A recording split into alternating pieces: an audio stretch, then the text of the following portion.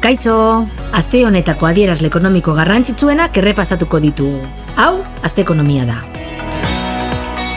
Esportazioak urte arteko 0,8 hasi ziren maiatzean, eta 2.709 milioi eurotik gorakoak izan ziren.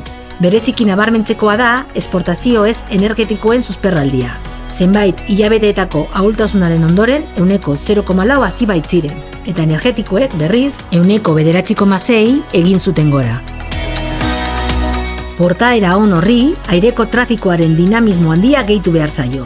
Euskal aireportuek 4 milioi bidaiari inguru izan zituzten urteko lehen seihilegoan.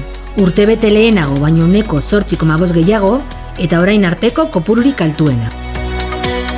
Azkenik, Eustaten behin-behineko datuek erakusten dute Euskadiren ahalegin berritzaileak aurrera egiten jarraitzen duela. 2025ean, ikerketa eta garapenerako jarduera gastuak 6,1 egin zuen gora, eta ikertzaileak 3 hazi ziren. Euskal ekonomiaren gaitasun teknologikoa eta lehiakorra indartuz. Hurrengora arte!